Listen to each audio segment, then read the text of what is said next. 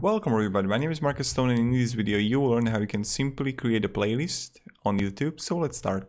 First, what you want to do is just be in your dashboard. Let's click on playlist here. And let's go new playlist.